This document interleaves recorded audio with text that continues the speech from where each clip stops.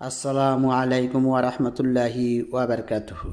সাল্লাল্লাহু আলা নবিয়িল উম্মি ওয়া আলিহি ওয়া সাল্লাল্লাহু আলাইহি ওয়া সাল্লামা সালাতা ওয়া সালামান আলাইকা ইয়া রাসূলুল্লাহ।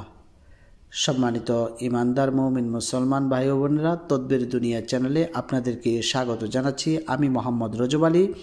আজ আপনাদেরকে জানাবো রমজান মাসের ফজিলত সম্পর্কে, অর্থাৎ এই রমজানের রোজা রাখলে কি কি ফজিলত রয়েছে, মহান আল্লাহ পাক রব্বুল আলামিন কি বলেছেন এবং হুজুর পাক সাল্লাল্লাহু আলাইহি ওয়াসাল্লাম এই সম্পর্কে কি বলেছেন, কি কি ফায়দা রয়েছে, কি কি ফজিলত রয়েছে সে সম্পর্কে আজ আপনাদেরকে জানাবো। তবে তার আগে বলে রাখি, আপনি যদি আজ প্রথম আমার চ্যানেলটি দেখে থাকেন তাহলে চ্যানেলটিকে সাবস্ক্রাইব করে দিন, পাশে থাকা বেল আইকনটি বাজিয়ে দিন এবং অল সিলেক্ট করে দিন।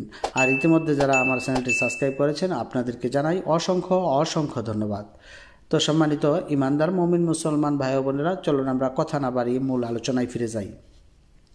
রমজান সম্পর্কে আল্লাহ পাক রব্বুল আলামিন কোরআনে পাকের মধ্যে ইরশাদ করেছেন, ইয়া আইয়ুহাল্লাযিনা আমানু কুতিবা আলাইকুমুস সিয়ামু কামা কুতিবা আলাল্লাযিনা মিন কাবলিকুম লাআল্লাকুম তাত্তাকুন।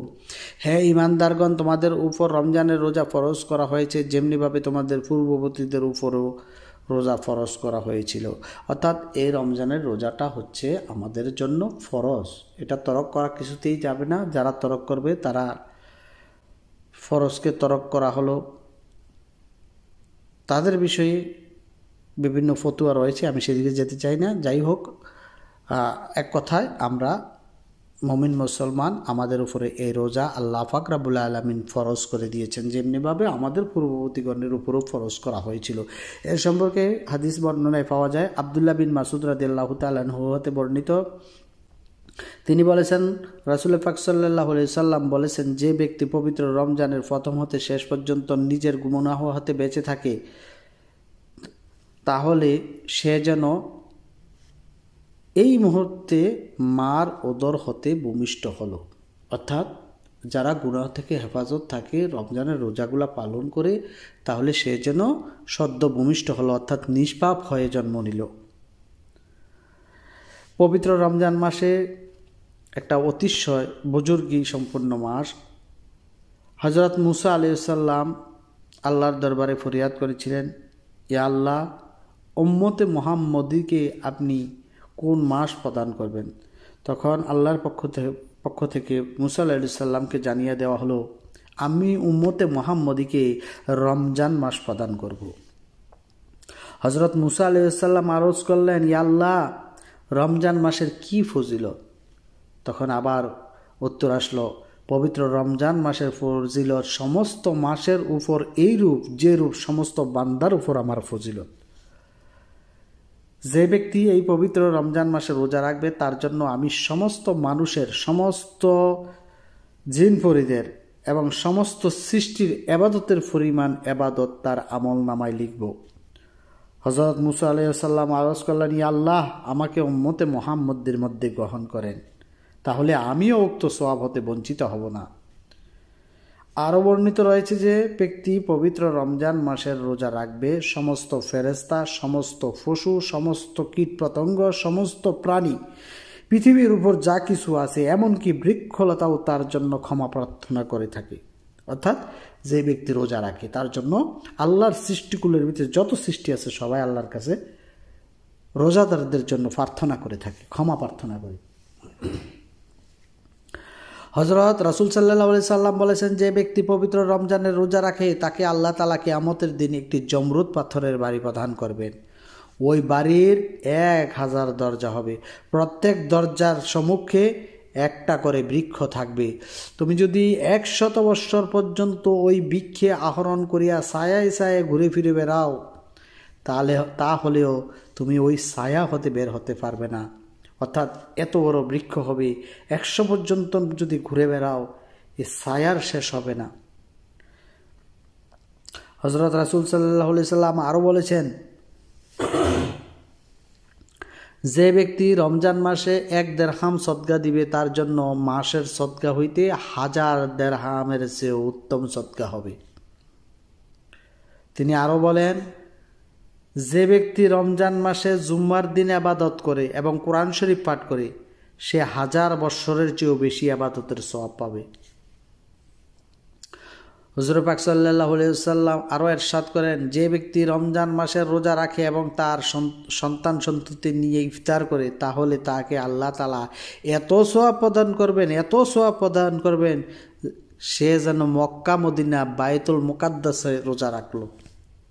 এখন আসেন, এই মক্কা মদিনা এবং বায়তুল মুকাদ্দাসের মধ্যে রোজা রাখলে কী সওয়াব রয়েছে সেটা জেনে নেই।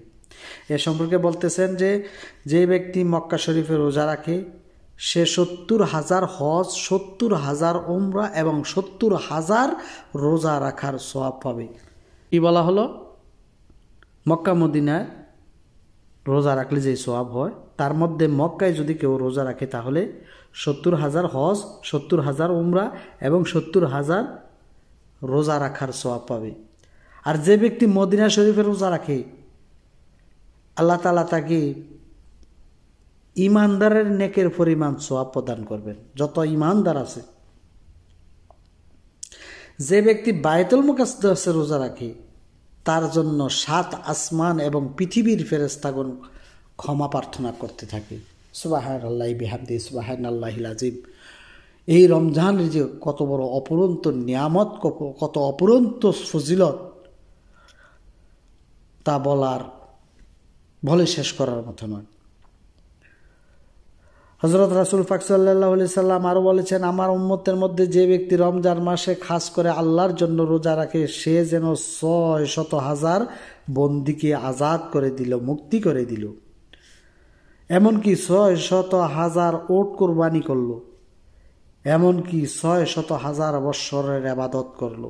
কি বলছে রাসূল পাক সাল্লাল্লাহু আলাইহি সাল্লাম? বলছেন, আল্লাহর জন্য যে খাস করে রোজা রাখবে তার সওয়াবটা এমন হবে যে সে যেন 600,000 লোককে সে মুক্তি দিল, আজাদ করে দিল, 600,000 ওট কুরবানি করলো এবং 600,000 বৎসর ইবাদত করলো। সেই পরিমাণ সওয়াব তার আমলনামায় দেওয়া হবে। এ বিষয়ে হযরত খাজা মুজাফফর কোহিস্তানি রাদিয়াল্লাহু তাআলা আনহু নিকট রোজা কতিপয় কারণে পছন্দনীয় বলে তিনি উল্লেখ করেছেন। প্রথমত, রোজা রূহ এবং দিল উভয়কে আল্লাহর স্মরণের দিকে লিপ্ত রাখে। তৃতীয়ত, রোজা বিবেকের বিপরীত যত সমস্ত খারাপ কুকর্ম আছে তা থেকে ফিরিয়ে রাখে। তৃতীয়ত, রোজার নফসে আম্বারা অর্থাৎ ফানাহার এবং যৌন উত্তেজনা বা যৌন লালসা থেকে নিজেকে নিবৃত্ত করে রাখে, সংযম করে রাখে। এই সম্পর্কে হযরত রাসূল সাল্লাল্লাহু আলাইহি সাল্লাম বলেছেন, আস-সাওমু নিসফুস সাবিব, আস-সাওমু নিসফুস সাবরি ওয়াস-সাবরু নিসফুল ঈমানি। রোজা সবরের অর্ধেক এবং সবর ঈমানের অর্ধেক। হযরত জুনাইদ রাদিয়াল্লাহু তাআলা আনহু বলেছেন, আস-সাওমু নিসফুত তরিকাতি। ইমাম মুহাম্মদ রাদিয়াল্লাহু তাআলা আনহু বলেছেন, চক্ষুর রোজা এই যে এর দ্বারা মন্দ না দেখা, নিজ চক্ষুকে নেক কাজের দিকে ফিরিয়ে রাখা এবং উহার দ্বারা কোরআন শরীফ হাদিস শরীফ দেখে পড়া এবং সৎ লোকের মুখ দর্শন কুদৃষ্টি না করা। কানের রোজা এই যে উহা দ্বারা গুনাহের কথা এবং কুকথা শ্রবণ না করা, উহা দ্বারা আল্লাহ ও রাসূলের কথা শ্রবণ করা। জিহ্বার রোজা হলো এর দ্বারা সর্বত্র আল্লাহ ও রাসূলের নাম প্রচার করা, কোনো বৃথা কথা না বলা। বর্ণিত আছে খুব কম কথা জিহ্বার রোজা। যে ব্যক্তি বেশি কথা বলে সেই ব্যক্তি দুরবস্থায় পড়ে। ইমাম মুহাম্মদ গজ্জালি রাদিয়াল্লাহু তাআলা আনহু নিজের গ্রন্থাবলীতে তিনি লিখেছেন, হারসু খান বিসিয়ার গোয়াইদ দরগিবাদ উফতাদ, অর্থাৎ যে কথা বহুবার হয় তা গীবতের অন্তর্গত হয়ে পড়ে। মুখের ও হাতের রোজা এই যে উহা দ্বারা কোনো শরীয়ত বিরোধী এবং গুনাহের কাজ না হয়, বরং উহার দ্বারা এমন কাজ করা, অর্থাৎ এমন কাজ করা চাই যাতে পরকালের ভালো হয়। ফায়ের রোজা হলো এর দ্বারা ইবাদতের দিকে ফিরে যাওয়া, এগিয়ে যাওয়া, অর্থাৎ জামাতে নামাজ পড়তে যাওয়া, ওয়াজ নসিহতে শুনতে যাওয়া। আর সমস্ত শরীরের রোজা এই যে নিজের সমস্ত শরীরকে আল্লাহর রাস্তায় উৎসর্গ করে দেওয়া। অর্থাৎ আল্লাহর রাস্তায় নিজেকে উৎসর্গ করে দেওয়ার জন্য সর্বদা প্রস্তুত থাকা। শাহ আহমদ কাশারি রাদিয়াল্লাহু তাআলা আনহু বর্ণনা করেছেন, মানুষের উচিত নিজের হাত, পা, চক্ষু, কান, মন ইত্যাদি সব কিছুকে হারাম মাকরুহ বস্তু হতে ফিরিয়ে রাখা, সংযত রাখা। অন্যথায় এগুলোর দরুন আপনি জাহান্নাম আপনার জন্য নির্দিষ্ট হয়ে যাবে, এটা জাহান্নামে নিয়ে যাওয়ার জন্য যথেষ্ট হয়ে যাবে। এছাড়া একটি শর্ত আছে, রোজার মধ্যে ইফতারের সময় ইফতার করবে হালাল রুজি দ্বারা, তাতে বেশি না খাওয়া, অর্থাৎ কম খাবার খাওয়া, নিজের হালাল রুজি রোজগার দ্বারা খাবার খাওয়া, পরিমাণ মতে প্রতিদিন পরিমাণ মতে খাবে। সর্বদা মনকে আল্লাহ এবং আল্লাহ রাসূলের ভয়ে ভীত সন্ত্রস্ত অবস্থা থাকবে, অর্থাৎ এক কথায় রোজা রেখে আল্লাহ রাসূলকে কিভাবে রাজি খুশি করা যায় সেই ধ্যান খেয়াল নিয়ে থাকতে হবে।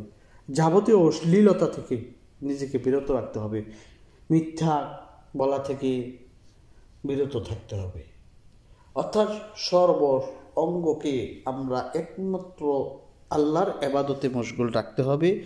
আমি এতক্ষণ যাবত আপনাদেরকে যে হাদিসগুলোর কথা বর্ণনা করলাম, যদি আল্লাহ পাক রব্বুল আলামিন রাজি খুশি হয়ে যায় তাহলে আমরা এই সওয়াবের অধিকারী হতে পারবো ইনশাল্লাহ। তো এই ছিল আজকের মতন, পরবর্তী সময়ে অন্য কোনো বিষয় নিয়ে আসবো। সে পর্যন্ত ভালো থাকুন, সুস্থ থাকুন। আসসালামু আলাইকুম ওয়া রাহমাতুল্লাহি ওয়া বারাকাতুহু।